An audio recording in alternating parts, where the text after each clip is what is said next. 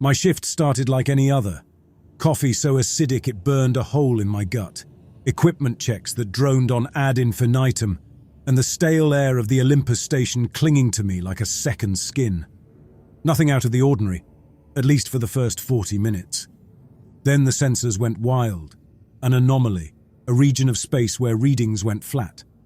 No radiation, no energy signature. Nothing. Like a patch of space had simply ceased to exist. Captain Colt was on the comms before the first hour was out. "Connors, Gregor, suiting up. We need eyes on this thing." Gregor, bless his anxious Russian soul, twitched like a junkie in withdrawal. "But Captain, we don't know what—" "We need intel, Gregor." Colt cut him off. His gruff voice had all of us tensing. "That void isn't getting any smaller." My gut twisted. It went against every safety protocol, but Colt was the boss. The tethers went taut as we launched ourselves toward the phenomenon. I glanced back at the station, a silver speck against the endless black. Tiny, insignificant. A bead of sweat rolled down my spine, unheeded. The void looked like someone had punched a hole in reality. No swirling nebula edges, no distortion, just perfect, inky blackness. We scanned it. Nothing. "Report!" Colt's voice crackled in my helmet. "Negative readings across the board, sir." It was Gregor. I couldn't blame him for sounding shaken. "Connors?" "Same, Captain." I tried to keep the tremor out of my voice. Colt wasn't one for weakness. "Move in closer. 10 meters and report back." We did as ordered, a chill settling over me as we approached the edge. Then something yanked at my tether so hard I gasped. Gregor's shout was a panicked screech over the comms. Suddenly, my tether went slack. I was drifting, the cord severed clean through. "Connors! Connors, report!" Colt was barking orders now. Then Gregor was beside me, his grip a vice on my suit. He hauled me back, clumsy and desperate, toward the station. I was vaguely aware he was shouting obscenities in Russian. The comms were a mess of Colt yelling, Gregor sobbing, and the frantic beeping of my oxygen alarm. Hands I didn't recognize dragged me into the airlock. Someone slapped a rebreather on my face. Blessed oxygen. When my vision cleared, Gregor was white-faced beside me, Colt looking grim as a spectre above us. "What in God's name was that?" I could barely speak. Before Colt could respond, Gregor bolted. I heard him retching in the decontamination chamber. It was then that Colt looked at me, a hard glint in his eyes. "Connors," he started, but I was already shaking my head, a sense of horrible realization creeping over me. I stumbled over to the viewport. The void remained, impassive, but something was off. Silence stretched in the control room, a tight, suffocating blanket. Gregor lurched out of the decon chamber, his face pallid, his eyes wide and rimmed with red. His shoulders were shaking, whether with sobs or tremors, I couldn't tell. Colt's jaw tightened. "Connors, Gregor, you're both cycled out. I want a status update every 20 minutes. Understood?" We nodded mutely. There was nothing to say. Nothing that could make sense of the senseless. As I stumbled toward my quarters, I heard Colt barking orders into his comm, calling up replacements. They'd probably be greenhorns, fresh-faced and full of bright-eyed optimism. I almost envied them. Sleep was impossible. Every time I closed my eyes, I was back out there, weightless and terrified, the void a yawning abyss below me. Finally, I gave up and made my way back to the control room. Gregor was hunched over the station logs, a vein in his temple throbbing. He looked up when I entered, startled. "You couldn't rest either?" I shrugged, taking up a position by the viewport. The void remained unchanging, a stark contrast to the turmoil roiling inside me. It was Gregor who broke the silence. "We should never have gone out there. Against all protocols." He trailed off, scrubbing at his face as if trying to erase the memory.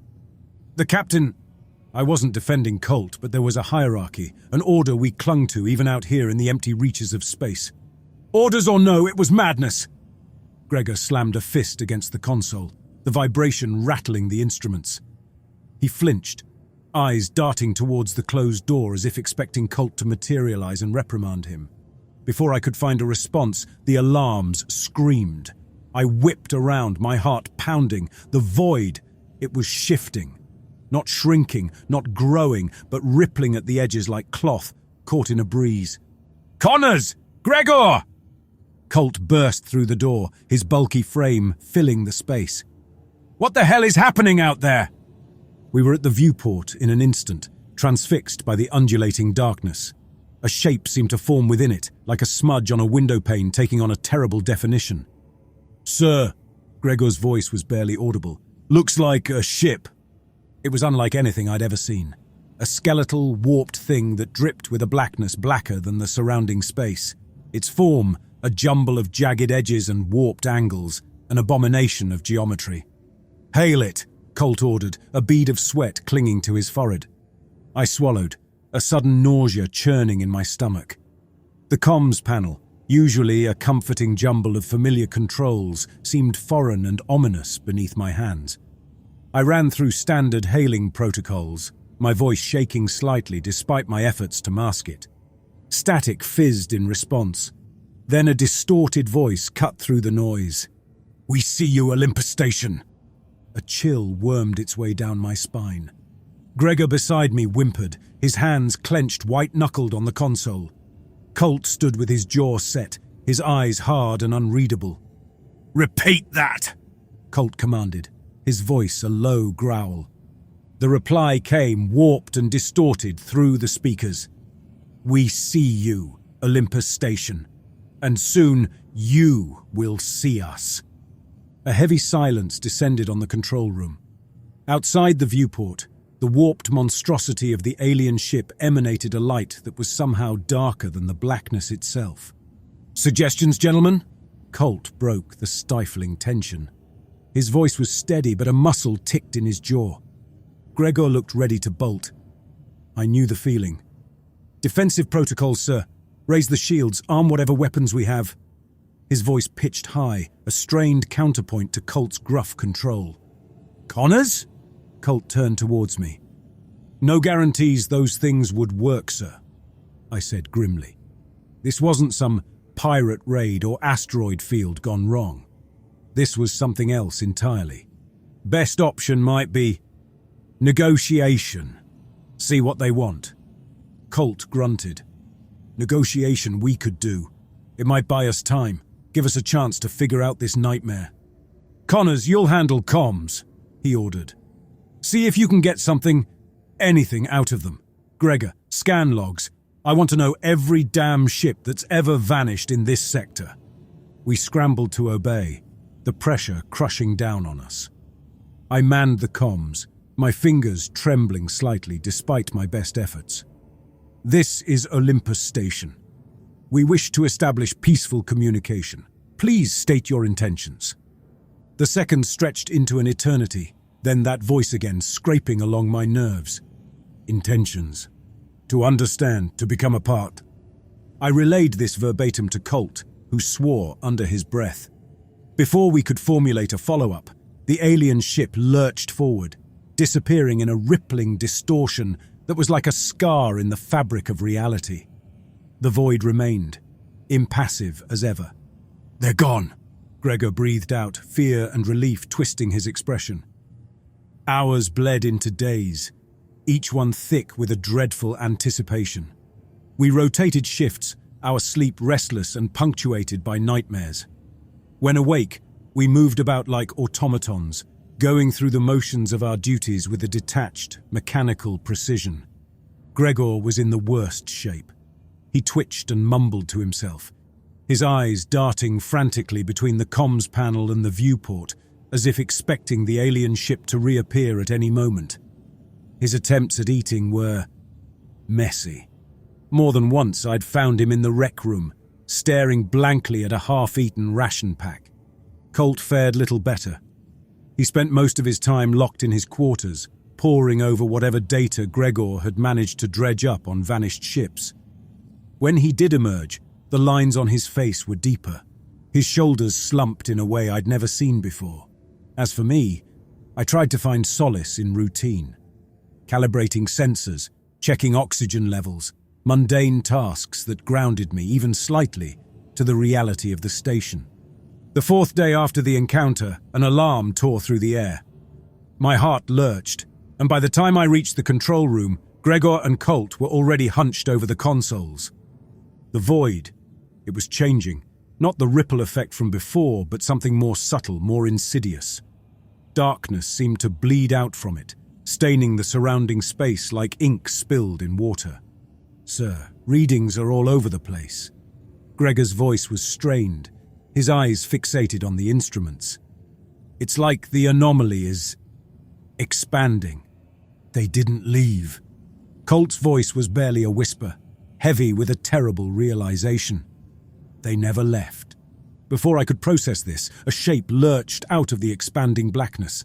The alien ship was back, its warped form even more disturbing than I remembered. But it wasn't alone.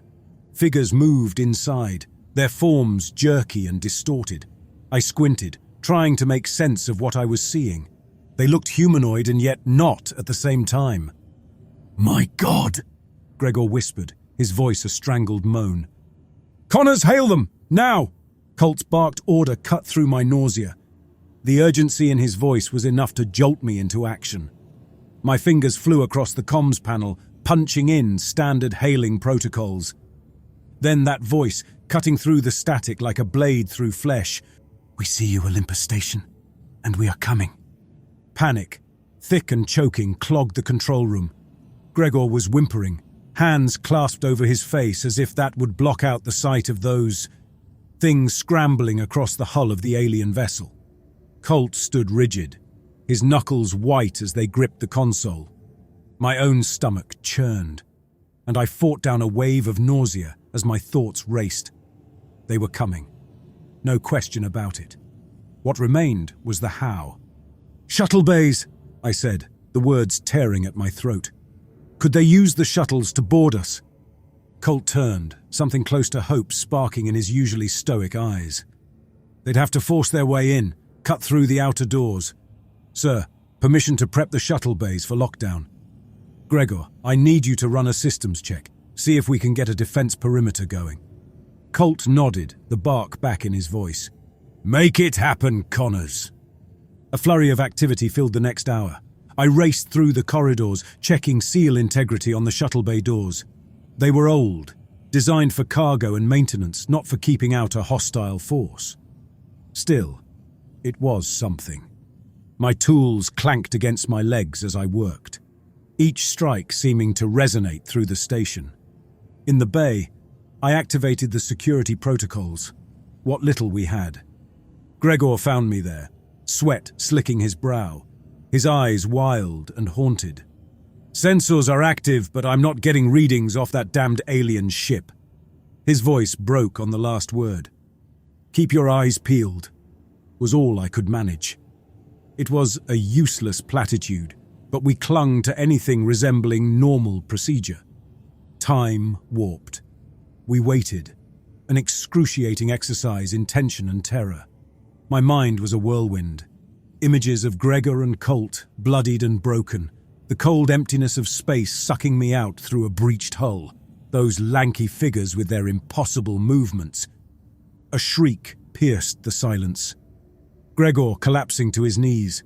I rushed over, unsure if it was a breakdown or something else. Then I saw it. Movement on the security feed.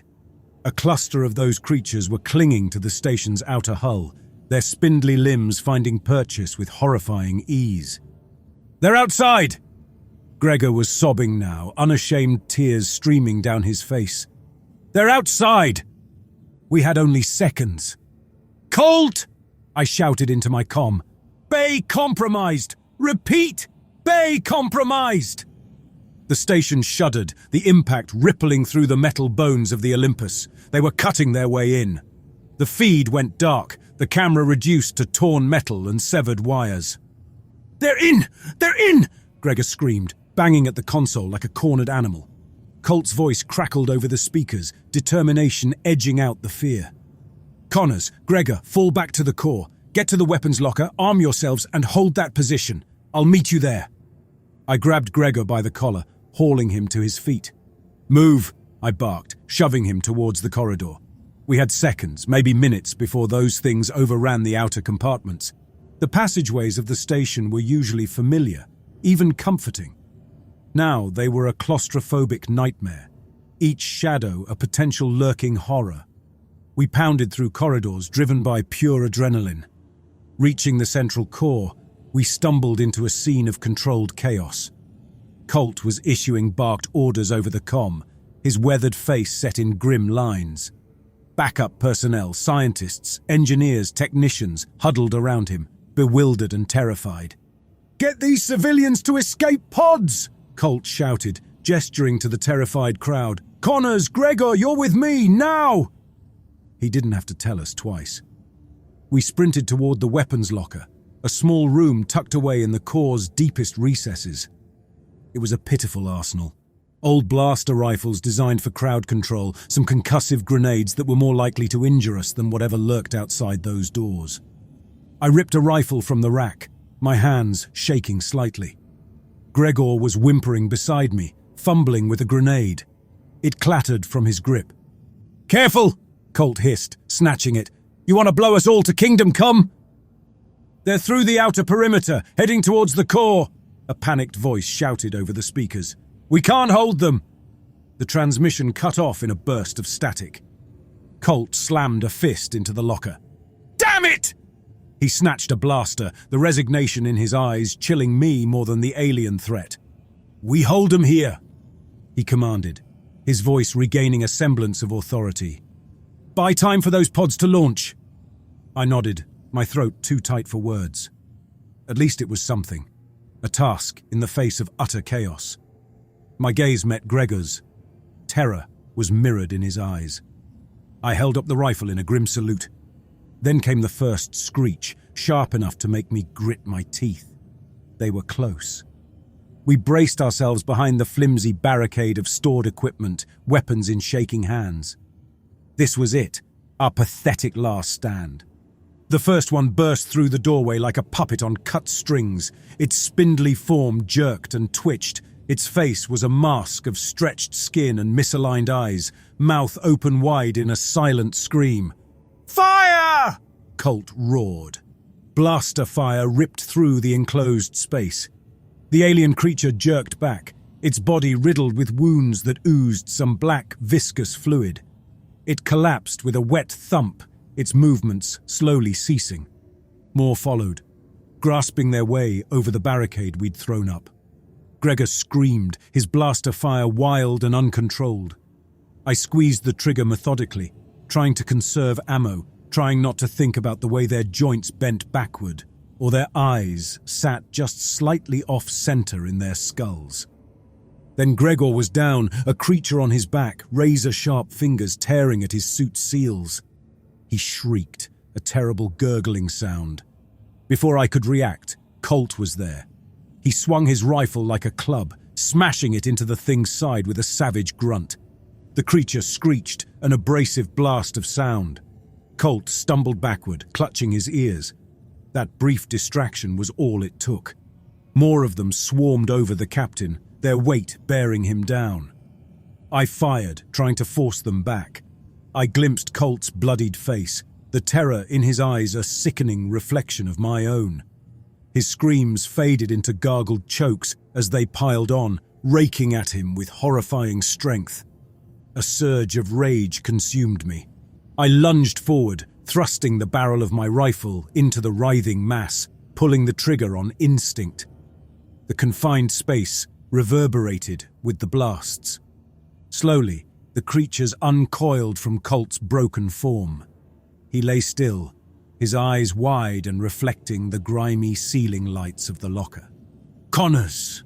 Gregor whimpered my name, his voice barely above a whisper. I spared him a glance, noting with detachment that his suit bore rips but no apparent breaches. Lucky bastard. "Get to the pods," I said, shoving him toward the door. "Get out!" He didn't argue, scrambling away like a beaten animal. I covered his retreat, backing toward the door myself. At least the creatures seemed focused on the fresh kill. There was still a chance. Movement caught my eye. A shadow that coalesced atop the storage racks. impossibly long limbs wrapping around pipes and struts.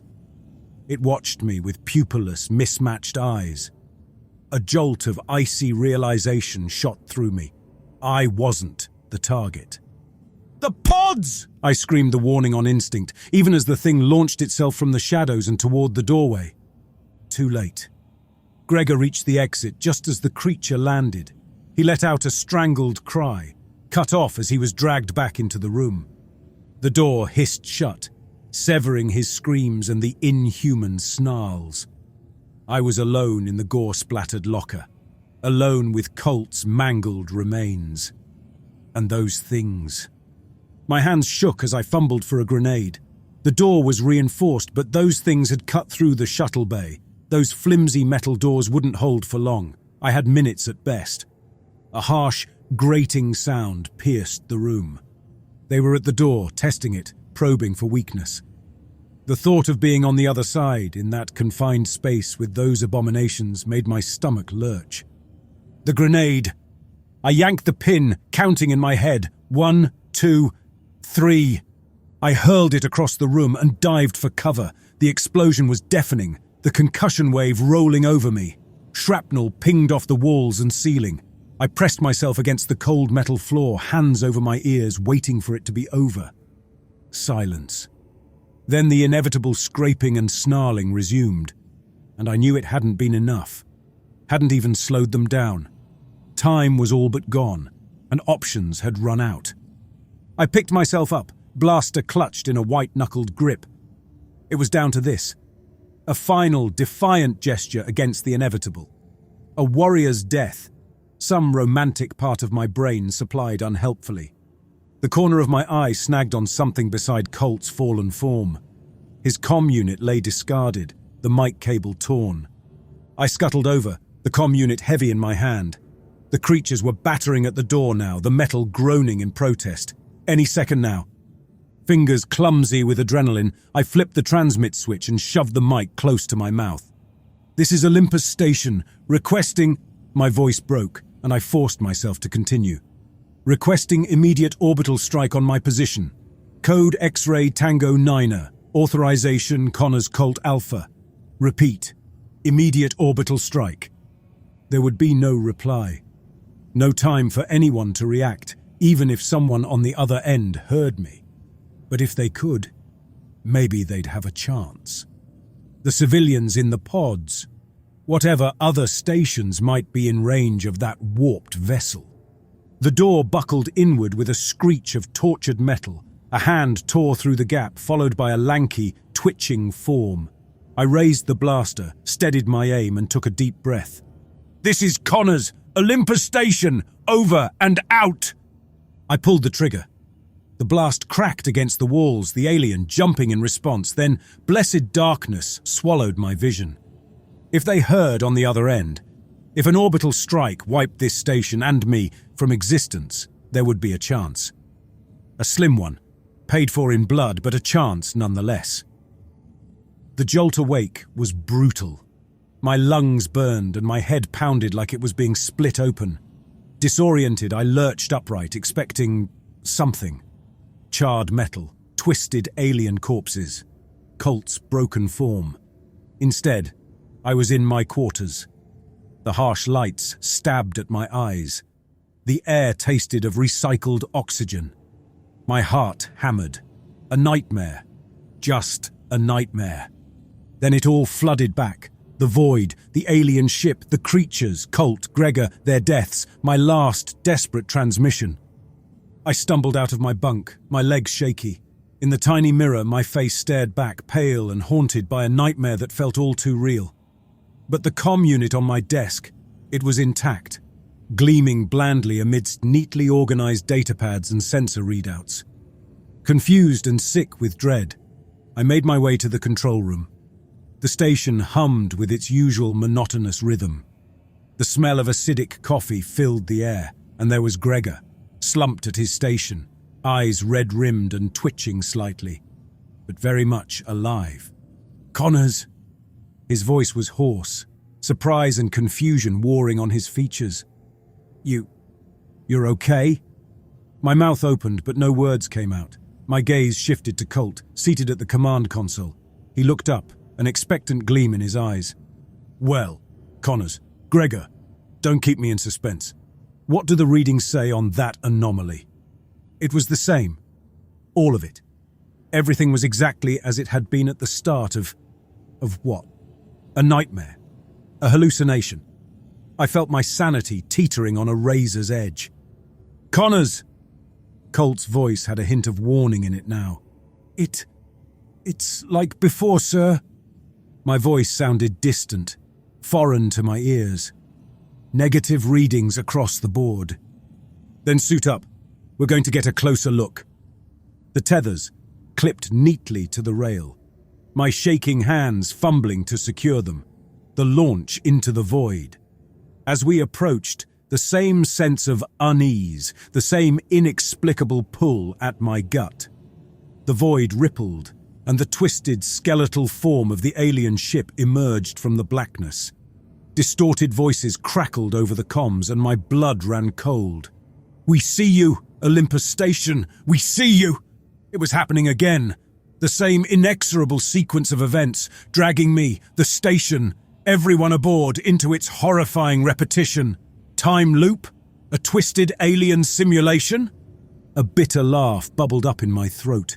In the face of this cosmic absurdity, laughter was about the only sane reaction left.